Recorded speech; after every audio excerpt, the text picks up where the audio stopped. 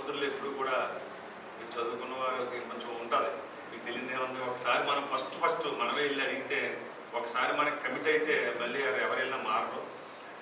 మనకి ప్రత్యర్థి అంటూ వైసీపీ నుంచి లేరు, కానీ టీచర్స్ నుంచి యూటీఎఫ్ నుంచి వాళ్ళ క్యాండిడేట్ కూడా పెట్టడం జరిగింది.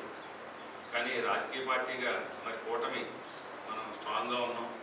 మరి అత్యధిక మెజారిటీతో మరి ఆ రోజు మన ఎమ్మెల్యే గారిని ఎలాగైతే గెలిపించారో నన్ను కూడా మన నియోజకవర్గం నుంచి ఎక్కువ మెజారిటీ ఇచ్చి గెలిపించాలని కోరుకున్నాం. ఎందుకంటే ఓటు కూడా ఇది చిరంజీవి గారు అన్నీ కూడా వివరంగా మీకు 10 నిమిషాలు టైం చెప్తారు.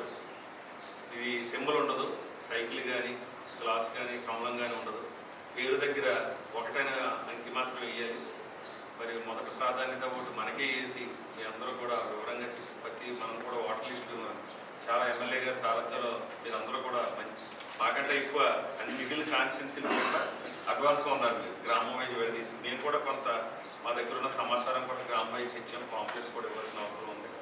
వ్యక్తిగతంగా మళ్ళీ నేను కలుసుకోలేకపోతున్నాను. ఎందుకంటే 34 నియోజకవర్గాలు మళ్ళీ ఎమ్మెల్యే గారు టైం ఇస్తే మరి 34 నియోజకవర్గాలు 34 రోజులు తిరిగితే నాకు ఎలక్షన్ మనకి వచ్చేస్తుంది.